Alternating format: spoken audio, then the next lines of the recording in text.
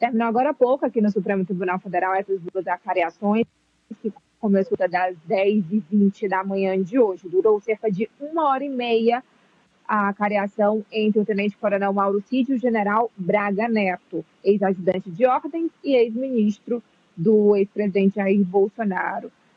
Na acariação, de acordo com o advogado de Braga Neto, o réu chamou Cid de mentiroso 2 vezes.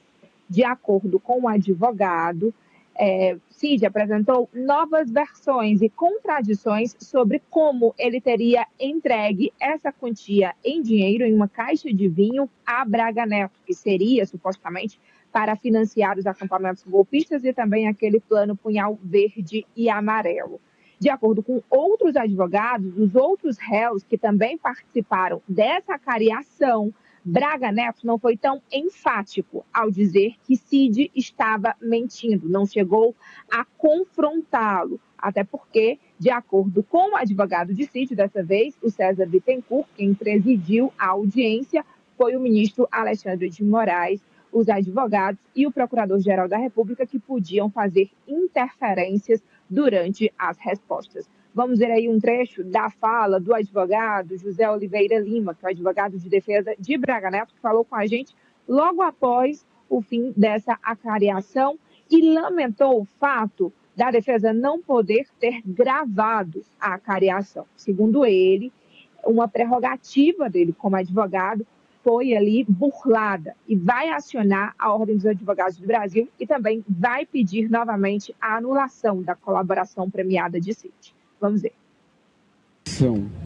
A acariação é uma pena que não tem imagem. Por exemplo, o general Braga Neto, em 2 oportunidades, afirmou que o senhor Mauro Cid, que permaneceu durante todo o ato com a cabeça abaixada, ele o chamou de mentiroso e ele não retrucou quando teve a oportunidade de falar. Isso é uma pena que não tenha sido gravado para que toda a imprensa e todos que acompanharam o processo desde o início pudessem constatar a afirmação textual do general Braga Neto que afirma, que ele estava mentindo. É uma pena, o direito de defesa foi violado, a prerrogativa da defesa de atuar foi violada, mas o ato foi feito, foi reduzido em tempo.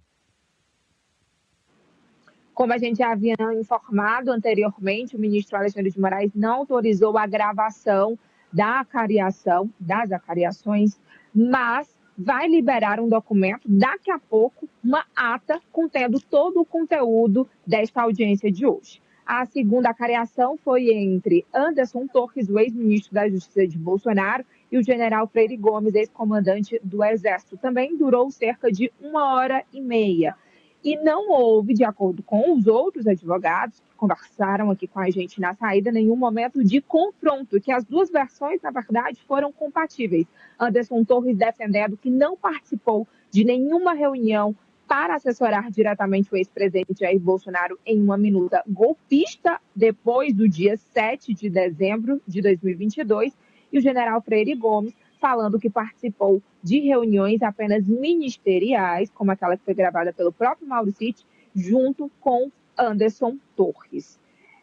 As defesas, as outras também defesas dos outros réus, algumas como, por exemplo, do general, do almirante, na verdade, Almir Garnier, o Demóstenes Torres, ele falou também com a gente aqui no final e confirmou a versão do advogado de Braga Neto, dizendo que Braga Neto tinha chamado Cid 2 vezes de mentiroso. Já o advogado do general Augusto Heleno, que foi aquele que ficou conhecido pelo Branche durante os interrogatórios, ele disse que não teve nenhum momento de embate durante as acariações. Raniele Veloso, e vamos aguardar a ata com as falas, né? Com o que aconteceu nessas 2 acariações, nessas audiências aí do Supremo. Pode ser liberada a qualquer momento, é isso? É isso, pode ser liberada a qualquer momento, não há uma previsão correta do horário, mas provavelmente agora nesse período da tarde. Só lembrando que agora, depois desse processo, o ministro relator do caso, Alexandre de Moraes, abre o prazo para as alegações finais, começando pela Procuradoria-Geral da República, depois pela defesa de Mauro Cid, em seguida de réus desse núcleo, incluindo do ex-presidente Jair Bolsonaro, o advogado dele também acompanha acompanhou ações de hoje, fez inclusive interferência, de acordo com o que ele disse aqui, só para registrar em ata também. E depois dessas alegações finais é que o ministro vai tirar a data do julgamento, provavelmente antes, até setembro, né? Essa é a expectativa. E, claro, ficou aí um confronto de versões dos advogados. Os advogados do Braga Neto dizendo que houve essa altercação do Braga Neto com o Cid, outros advogados presentes disseram que não. A ata, claro que não tem a imagem, mas a ata, as falas, nos darão uma ideia melhor do que exatamente aconteceu.